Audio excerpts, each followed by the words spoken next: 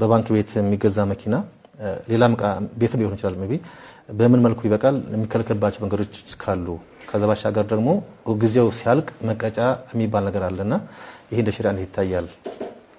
ቢስሚላሂር ረህማኒር ረሂም አልሐምዱሊላህ ወሰላቱ ወሰላሙ ዐላ ሰይዲና ረሱሊላህ ወዐላ አሊሂ ወሰህቢሂ ወሰለም ማንኛውም ነገር የሚገዛው በባንክ ቤት መሆኑ ወይም በግል መሆኑ ሳይሆን ሐራምም ሐላልም የሚያደርገው የውሉ ይዘትና የገንዘቡ ምንጭ ነው። ባንክ ቤት ብሎ ለሪባ የሚሰራው ከሆነ እሱ ጋር ተዓሙል ማድረጉ ራሱ ክልክል ነው። ግን ሐላል አማራጮቹ ዛሬ የተስፋፉ መጥተዋል አልহামዱሊላህ። ከነዚያ ጋራ ሐላል በሆነ ውል ሐላል የሆነ ነገር የሚገዛውም ራሱ ሐላል ገንዘብ ኑሮት ሰውየው ኸምር ሊገዛ ይችላል፣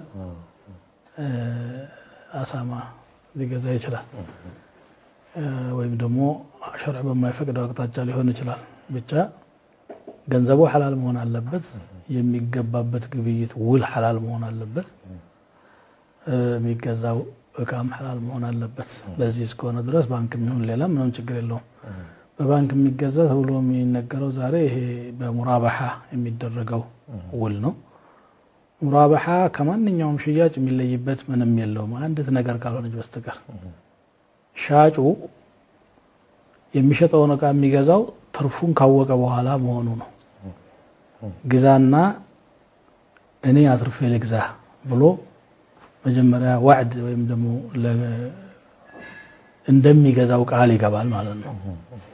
ይሄ ነው የሚለየው። ስለዚህ መኪናም ይሁን ቤትም ይሁን ሌላም የግብይት ሸቀጥም ይሁን ሌላም ነገር በባንኮች በሙራባሃ ሲስተም ተዋውሎ የሚገዛ ሰው ችግር የለውም። ሙራባሃ ማለት በዱቤ ገዝቶ ጊዜ ስላራዘመ መጀመሪያ ውሉ ላይ ማለት ነው የሚራዘም ነገር የለም። በረጅም ጊዜ ክፍያ ስለሚሆን ዋጋው ትንሽ ከፍ ይላል። ካሽ ከሚከፍሉት ከፍ ይላል። በተጨባጭ ዛሬ ከፍ ይላል ማለትም ግራ ያጋባል። የገንዘቡ አቅም በየቀኑ ስለሚቀያየር እኛው በዛ መልኩ ይደረጋል። ይሄ ችግር የለውም። ይሄ ቅጣት የሚባለው ነገር በመሰረቱ ባንኮች ቀጥተው ለራሳቸው ገቢ የሚያደርጉ ከሆነ حرام ነው ያለ ምንም ጥርጥር። ምክንያቱም በሌላ ስም ሪባን እንትን ማለት ነው። ደንበኞች ደግሞ አንዳንድ ጊዜ ቅጣት የለም ሲባል ችላ ማለት ነገር ይኖራቸዋል። በርግጥ የሚያስይዙት ራህን ወይም ዋስትናም አለ። ባንኮቹ እነዛን ንብረታቸውን ሀብታቸውን ለማስመለስ ይሸጡ ይችላሉ።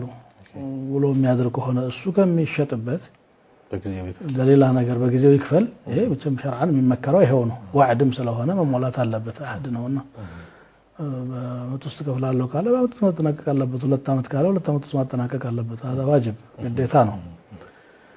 ይሄንን ኢኽላል የሚያደርግ የሚያጓድል ደንበኛቸው እንዳይቸገርና ንብረቱ እንዳይሸጥበት በሚል غرامው ወይም ቅጣቱ ለበጎ አድራጎት የሚል አንዳንድ ዑለማዎች የሰጡት አስተያየት ነው። ከፊሎች እንኳን ይሄም ያው ሪባ ነው ለራሱም ተጠቀመ ለሌላም አሳለፈ ሄዶ ያው እዳ ላይ የተጨመረ ክፍያ ስለሆነ ሪባ ነው የሚል አስተያየት ያላቸው ቢኖሩም ባዕዶቹ ደግሞ ሙዓሲሮች አይ ይሄ ሪባ አይደለም መጀመሪያውንም ሲገባ ካዘገየሁኝ የናክል ኸይር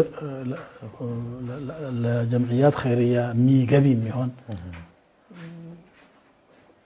ይከፍላሉ ብሎ ቃል ገብቷልና ባንኩ የሚያደርገው ያችን ነገር ይቀበለውና ለሚመለከተው አካል መክፈል ስለሆነ ችግር የለውም የሚል አስተያየት አላቸው። ቅጣቱ ይሄ ነው።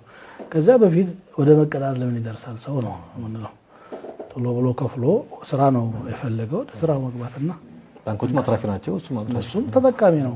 በረጅም ዘመን መኪና ያገኛል፣ ሀብት ያፈራል፣ ተጠቃሚ ነው። መርሐባ ጀዛኩላህ ኸይር።